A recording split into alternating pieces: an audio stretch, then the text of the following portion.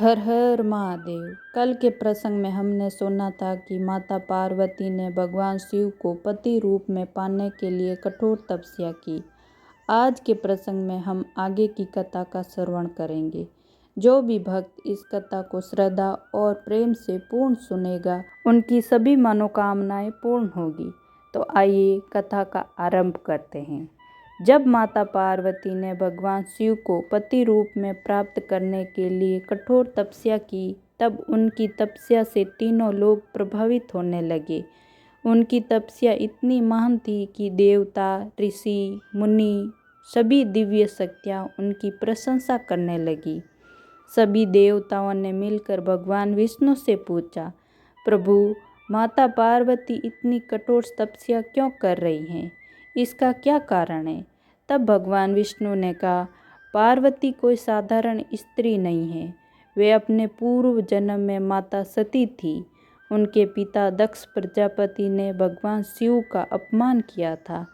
अपने पति महादेव का अपमान सहन न कर पाने के कारण सती ने योग अग्नि द्वारा अपना शरीर त्याग दिया। अब उन्होंने हिमालय के घर में पार्वती के रूप में जन्म लिया और फिर से भगवान शिव को अपने पति के रूप में पाने के लिए तपस्या कर रही है। यह सुनकर सभी देवताओं को माता सती की पुरानी कथा याद आ गई। उन्हें यह भी स्मरण हुआ कि सती के शरीर त्यागने के कारण भगवान शिव अत्यंत ही दुखी और क्रोधित हो गए थे।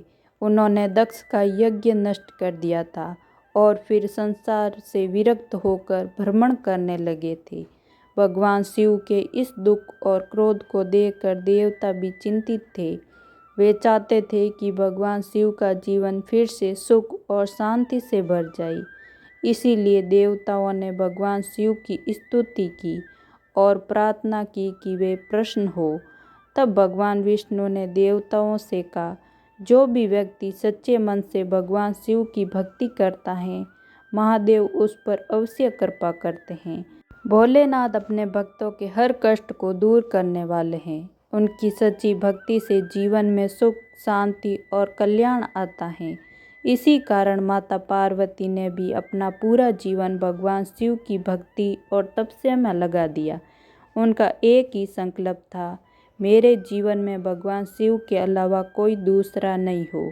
देवताओं की बात सुनकर भगवान विष्णु ने सभी को समझाते हुए कहा, हे देवताओं, आप सभी प्रेम और श्रद्धा के साथ मेरी बात सुनिए। भगवान शिव देवताओं के स्वामी हैं। वे अपने भक्तों के सभी भय और कष्ट दूर करने वाले हैं। इसलिए हम सभी को भगवान शिव की शरण में जाना चाहिए और उनकी भक्ति करनी चाहिए। भगवान शिव ही सबका कल्याण करने वाले हैं। भगवान विष्णु की बात सुनकर सभी देवता भगवान शिव के दर्शन करने के लिए चल पड़े। रास्ते में उन्हें माता पार्वती का आश्रम दिखाई दिया। वहाँ माता पार्वती कठोर तपस्या में लीन थी। देवताओं ने देखा कि माता पार्वती की तपस्या से चारों ओर एक अद्भुत दिव्य प्रकाश फैल रहा है। उनकी तपस्या इतनी प्रभावशाली थी कि सभी देवता भी उनकी भक्ति और तपस्या को देखकर आश्चर्यचकित रह गए। देवताओं ने माता पार्वती की तपस्या को प्रणाम किया और आगे बढ़ते हुए भगवान शिव के पास पहुँचे। वहाँ उन्होंने देखा कि भगवान शिव अपने गणों से घिरे हुए थे, योग मुद्रा में तपस्या कर रहे थे। भगवान शिव का स्वरूप अत्यंत ही शांत और दिव्य था।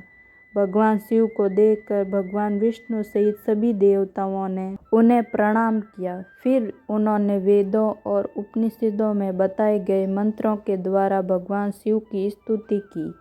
देवताओं ने भगवान शिव से प्रार्थना की, हे महादेव, आप ही संसार के स्वामी हैं। आप ही सबके दुखों को दूर करने वाले हैं।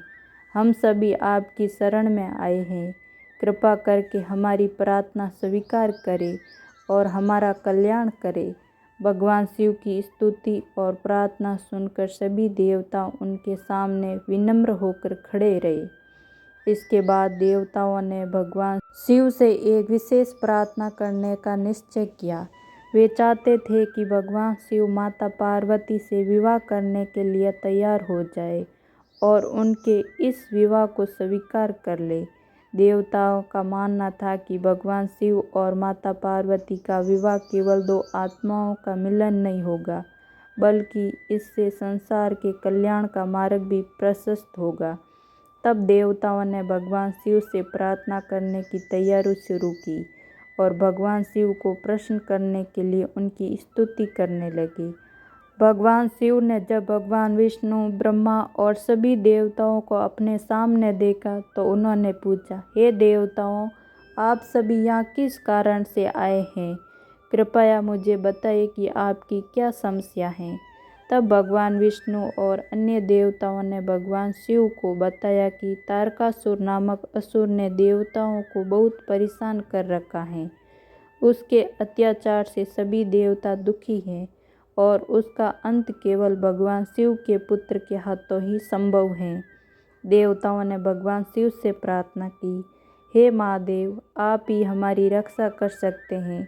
कृपया माता पार्वती को अपनी पत्नी के रूप में स्वीकार कर लीजिए ताकि आपके पुत्र का जन्म हो सके और तारकासुर का अंत। भगवान शिव ने देवताओं की ओर देखकर मुस्कुराते हुए कहा, हे देवताओं, आप सभी मेरी बात ध्यान से सुनिए। विवाह करना मनुष्य के लिए बहुत बड़ा और महत्वपूर्ण बंधन है। संसार में अनेक प्रकार के बंधन होते हैं, लेकिन स्त्री और पुरुष के बीच का मोह मनुष्य का सबसे अधिक बांधने वाला होता है। भगवान शिव ने समझाते हुए कहा, मनुष्य कई प्रकार के बंधनों से मुक्त हो सकता है, लेकिन जब वह विषय वासना और मोह में फंस जाता है तब उससे बाहर निकलना बहुत कठिन हो जाता है। जिस व्यक्ति का मन भोग विलास और इच्छाओं के वश में हो जाता है, उसके लिए सच्चे ज्ञान और मुक्ति का मार्ग कठिन हो जाता है। इसीलिए जो मनुष्य जीवन में सच्चा सुख और शांति चाहता है, उसे अपनी इच्छाएं और विषय वासनाओं पर नियंत्रण रखना चाहिए, क्योंकि इच्छाएं जितनी बढ़ती है, मनुष्य उतना ही अधिक उसके पीछे भागता है। भगवान शिव ने आगे कहा, विषयों के पीछे भागने से मनुष्य का मन कमजोर हो जाता है और धीरे धीरे वह अपने विवेक को खो देता है। इसीलिए मनुष्य को अपनी इच्छाओं पर संयम रखना चाहिए और अपने जीवन को सही मार्ग पर चलाना चाहिए। फिर भगवान शिव ने देवताओं से कहा, लेकिन मैं यह भी जानता हूँ कि मेरे भक्त मेरे लिए सबसे प्रिय हैं। मैं भक्तों के प्रेम और उनकी भक्ति के अधीन हूँ, इसीलिए अपने भक्तों की प्रार्थना को मैं कभी अनदेखा नहीं कर सकता। भगवान शिव ने कहा, हे देवताओं, तारकासुर के कारण आप सभी को जो कष्ट सहना पड़ रहा है, मैं उसे जानता हूँ। मैं आपके दुखों को दूर करूँगा। मैं आपके कल्याण के लिए माता पार्वती के साथ विवाह करने के लिए तैयार हूँ। यह सुनकर सभी देवताओं को बहुत प्रसन्नता हुई।